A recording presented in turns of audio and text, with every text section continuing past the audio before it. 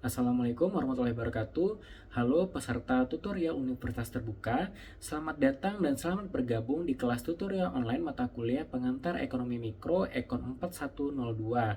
Saya sebagai tutor Anda di kelas ini akan memfasilitasi Anda dalam proses pembelajaran selama 8 minggu ke depan.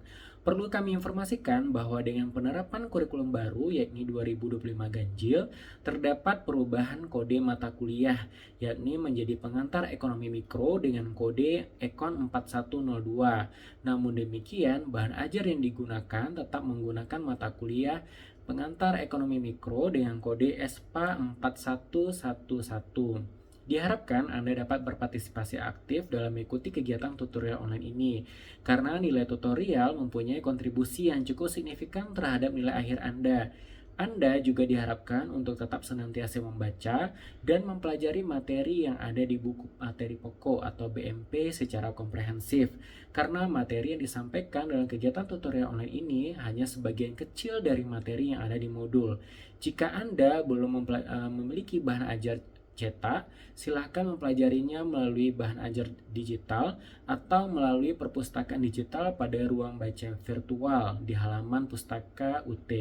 Secara umum, mata kuliah pengantar ekonomi mikro Ekon 4102 membahas konsep dasar dan aktivitas ekonomi, penentuan harga, teori perilaku konsumen, teori produksi, penentuan harga faktor produksi, struktur pasar, aplikasi keseimbangan pasar dan aplikasi mikroekonomika, energi dan daya listrik.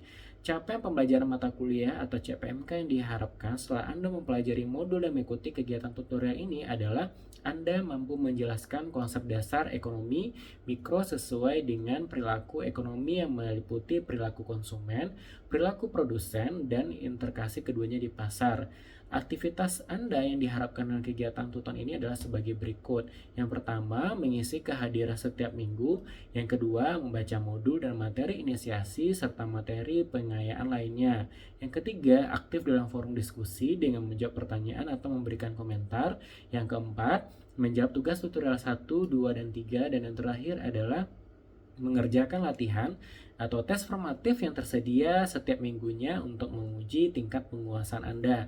Untuk Anda ketahui, nilai tuton terdiri dari beberapa komponen dengan bobot masing-masingnya, yaitu keaktifan atau kehadiran dengan bobot 20%, rata-rata nilai diskusi yaitu diskusi 1 hingga ke 8 dengan bobot 30%, rata-rata nilai tugas tutorial yaitu tugas tutorial 1, 2, dan 3 dengan bobot 50%. Nilai tuton akan berkontribusi sebesar 30% terhadap nilai akhir mata kuliah dengan ketentuan.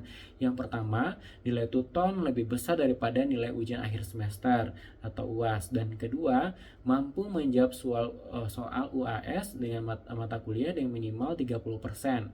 Setiap yang termasuk komponen penilaian atau mengisi kehadiran, mengikuti forum diskusi, dan menjawab tugas tutorial dapat diakses dalam jangka waktu 2 minggu terhitung sejak hari pertama sesi tersebut dibuka.